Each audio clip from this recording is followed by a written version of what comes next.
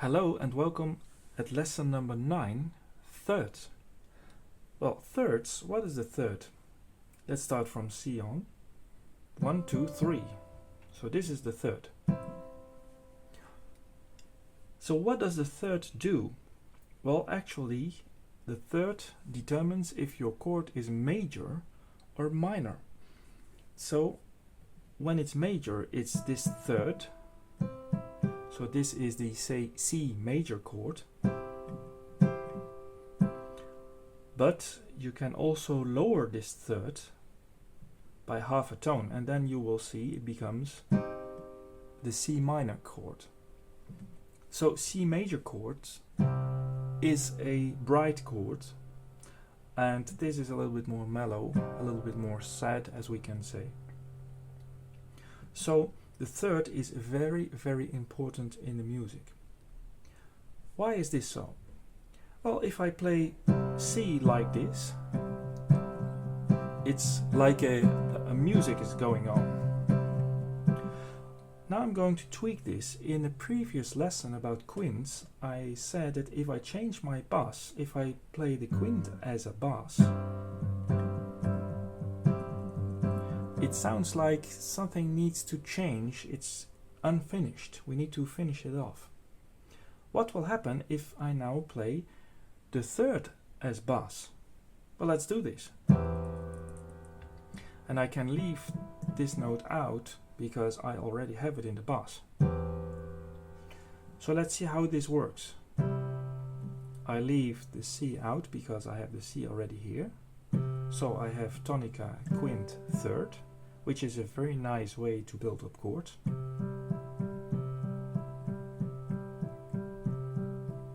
And then, now I'm going to play the third.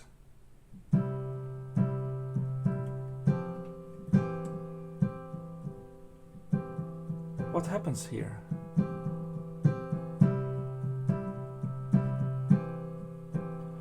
It sounds like it's unfinished.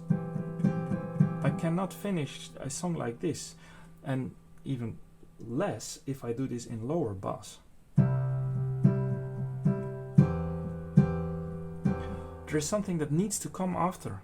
I know what it is. It's this.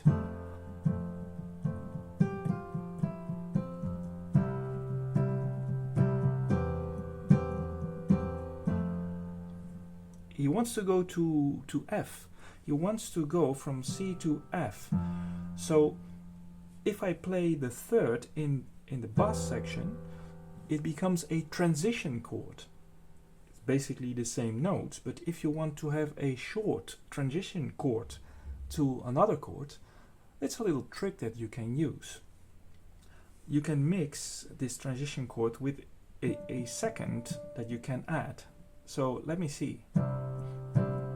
If I add this note, and then I go to the transition chord, and then I go to F. Let's see how this sounds.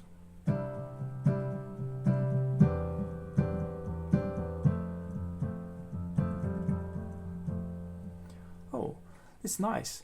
So it starts sounding like real piano playing. Of course, it's the basics, but you can play around with those chords. So let's do the minor now. If I do this in minor, and I'll play the third here,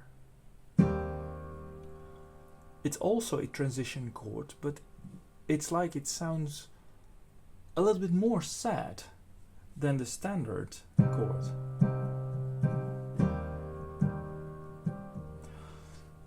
I'll give you an example how this can sound with some minor chords. Here we go.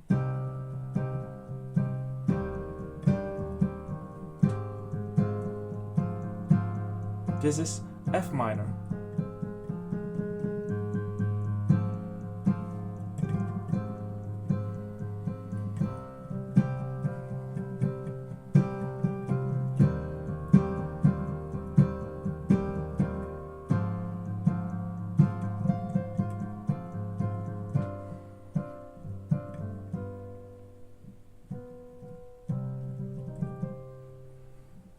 So you see how you can really change the feeling behind the chord, and it still remains the same note. It's still C, E flat and G, and this is E flat, C and G.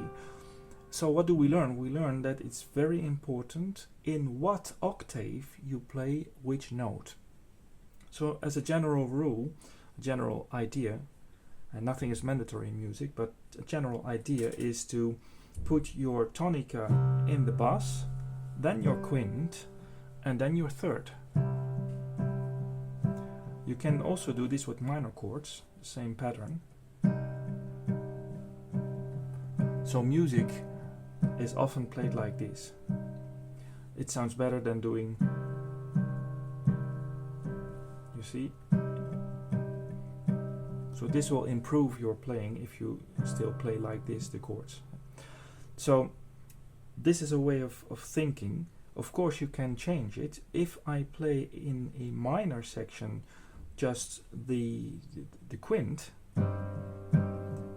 it feels like it needs to go to G. Do you hear that?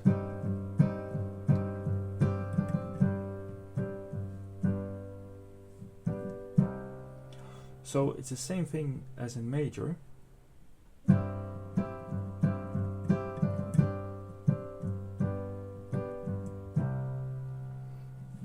You see in minor, quint as a bass, and then you go to G, because G is the bass chord, and then you go to your initial chord. So now let's come back on the third. What will happen here? You will get this sound that things are really not ended. It's a transition chord, and transition chords are used a lot actually in music to make it more dramatic.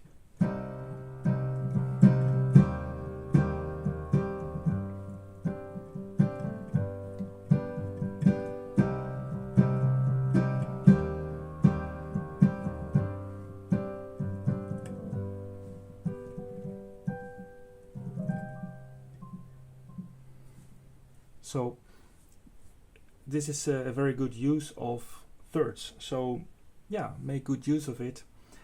Just one thing, the third is a very powerful note. It really colors your music. So if you mix up thirds, is that possible? Let's do that. How about this? This is the famous nightmare giving chord. Or let's mix it, let's try to play it nicer. Oh, I think this chord is not going to be nice, whatever I try. But there's a little trick that I would like to show you. If you don't play this in the same octave, you'll get already another sound. So let's play the major note here, the third, and then play the minor in another octave, so not here but here.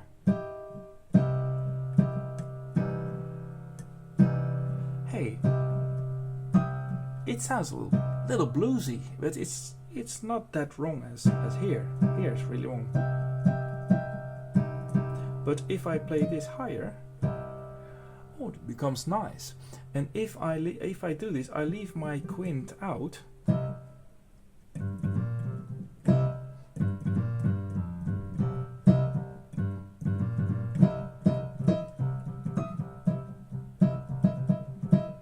That becomes nice.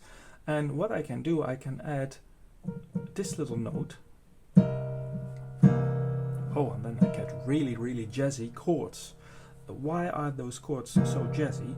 It's because we have a major third and a minor third together in the chord, which is normally not done. But if you don't do this in the same octave, you put the minor note in a higher octave and the major note in a lower, you get that bluesy, jazzy sound. So, of course, you can mix them, but be careful with this. Don't do it in the same octave. Put as general rule, the minor note in the higher octave and the major note in the lower octave. Thank you for watching.